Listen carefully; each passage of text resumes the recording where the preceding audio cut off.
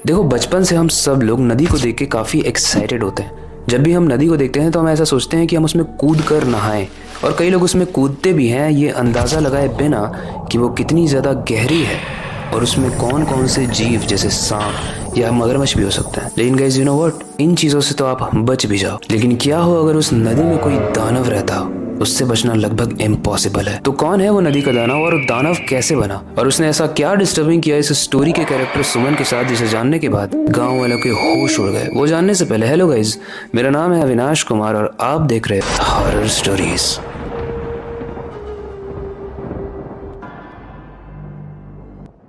कोटा के पास एक गांव था, भरतपुर, जहां से एक छोटी सी नदी बहती थी। लोग कहते थे वो नदी श्रापित है, इसलिए उसका नाम ही काली नदी रख दिया गया। गांव वालों की कहानियों के हिसाब से नदी के अंदर एक श्रापित दानव रहता था। बट अभी मैं आपको वो इंसिडेंट बताने जा रहा हूँ जिसे स्टोरी के सुमन के साथ हुआ, और वो दानव उस नदी में आने वाले हर व्यक्ति को मार डालता था। लेकिन वैसा क्यों करता था वो मैं स्टोरी के एंड में बताऊंगा। सुमन एक नौजवान लड़की जो रिसेंटली अपने परिवार वालों के साथ उस गाँव में आई थी। उसके आने का रीजन ये था कि उस गाँव में उसकी नानी अकेले रहती थी और उनका देखभाल करने के लिए उसकी फैमिली काफी दिनों से दूर थी, जिसके बाद वो डिसाइड करते हैं कि कुछ दिनों तक वो अपनी नानी के साथ ही रहेंगे। सुमन अक्सर उस नदी के पास जाया करती थी, पीस को एंजॉय करने के लिए, कभी कपड़ों को धोने के लिए और कभी कभी तो बस ऐसे ही बैठने के लिए ताकि वो ठंडी हवा खा ले। लेकिन कई बार शाम को उसे ऐसा फील होता था जैसे उस नदी से कुछ है जो उसको अट्रैक्ट कर रहा है उसकी तरफ, कुछ बुला रहा है उसको अपनी तरफ। लेकिन क्या था उसे नहीं पता था, क्योंकि वो एक इनविजिबल सा फील हो रहा था, उसे दिख नहीं रहा था कुछ भी। एक रात वो फैसला करती है कि अगले दिन वो अपने दोस्तों के साथ उस नदी के अंदर जाएगी। उसने अपने दोस्तों को समझाया कि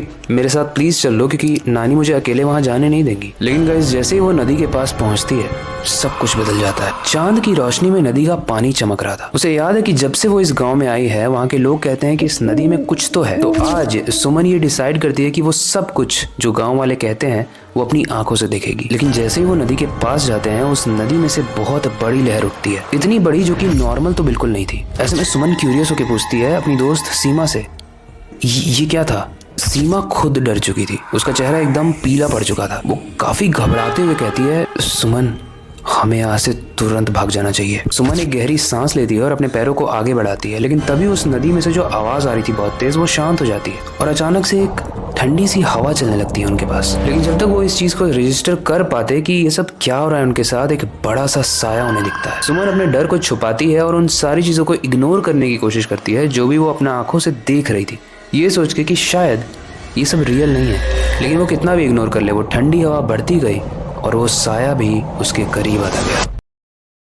तभी सुमन एक आवाज सुनती है, एक क्रीपी सी आवाज जो बहुत तेज से आती है, मैं तुम्हारे साथ अपनी मौत का बदला लेना चाहता हूँ। सुमन बहुत तेज से अपनी आंखों को बंद कर लेती है, वो ये सोच के कि जब वो आंखें को खोलेगी तो सब कुछ नॉर्मल हो जाएगा। और जैसे ही वो अपनी आंखों को खोलती है, सुमन के सामने एक सड़ी हुई शक्ल का इंसान खड़ा था जिसके चेहरे से बहुत ज्यादा खून टपक रहा था और उसमें से बहुत स्मेल आ रही थी। उसको देखते ही सुमन को ऐसा लगा जैसे डर से उसकी जान निकल जाएगी। वो दानव उन दोनों को ही देखता है और उसके चेहरे पर बहुत ही क्रीपी तरीके से स्माइल थी। दानव फिर से बोलता है, मैं तुम दोनों को आज सबक सिखा कर रहूंगा। सुमन और सीमा बहुत डर जाते हैं, कोई भी होता तो बहुत डर जाता है, ये नॉर्मल तो बिल्कुल नहीं था। दोनों ये देखते ही बहुत तेज से भागने की कोशिश करते हैं, लेकिन वो दानव समझ चुका था इनका प्लान। अचानक उस पानी की लहरों में बहुत तेज से हलचल होने लगती है, बहुत तेज आवाज आती है और नदी के किनारे से वो दानव निकलकर इन दोनों को अपने हाथों से पकड़ लेता है और बोलता है कि अब मैं तुम्हें नदी में डुबा दूंगा और तुम्हें अब कोई भी नहीं बचा सकता। चारों तरफ बस दानव की आवाज थी, ऐसा लग रहा था कि कहानियों से निकलकर कुछ असली बन गया हो। इस अगले दिन गाँव वालों को नदी के किनारे सीमा और सुमन की बॉडी तैरती हुई मिलती है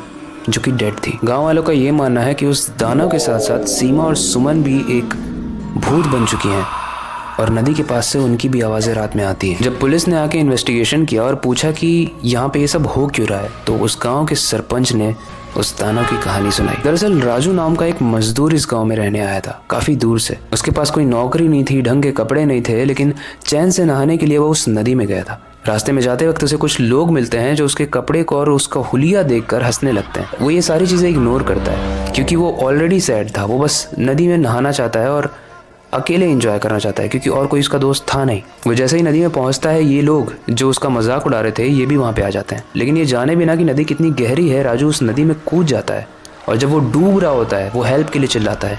लेकिन ये सारे लोग उसे देखकर उसका मजाक उड़ा रहे होते हैं, उस पर हंस रहे होते हैं और बोलते हैं कि कितनी गंदी एक्टिंग कर रहा है डूबने की। एंड गाइस, देखते ही देखते वो राजू डूब जाता है और यही रीजन है कि वो आज भी वहाँ पर एक दानव, एक भूत या अपने हिसाब से लोग उसका अपना अपना नाम देने लगते हैं। एंड गाइस यही रीजन है कि वो आज भी उस नदी में आत्मा बनकर सारे लोगों से बदला लेता है। गाइस ये स्टोरी हॉरर तो थी, लेकिन उसके साथ हमें एक लेसन भी देके जाती है कि हमें किसी का भी मजाक नहीं उड़ाना चाहिए, क्योंकि कुछ लोग आपसे बदला जरूर लेते हैं। इट डजंट मैटर कि वो जिंदा है तब लें या मरने के बाद लें। वेल ये स्टोरी आपको कैसे लगी? इस स्टोरी से रिलेटेड कोई भी फीडबैक हो तो आप कमेंट सेक्शन में जरूर बता सकते हो। आपके पास कोई टॉपिक है जिसे आप चाहते हो हम नेक्स्ट स्टोरी में कवर करें तो आप कमेंट सेक्शन में जरूर बता सकते हो। आपके सारे ही कमेंट्स हमारे लिए बहुत ज्यादा वैल्यूएबल होते हैं। बाकी अब वक्त आ चुका है इस स्टोरी को एंड करने का और नई स्टोरी पर काम करने का, लेकिन जाने से पहले बस एक ही चीज कहना चाहूंगा, स्टोरीज डिफरेंट होती हैं लेकिन लास्ट वाला पार्ट नहीं। तो अपनी क्यूरियोसिटी को डाई मत होने देना, नई चीजें सीखते रहना, अपने बेड के नीचे और खिड़की के बाहर जरूर देख लेना। मिलते हैं अगली वीडियो में।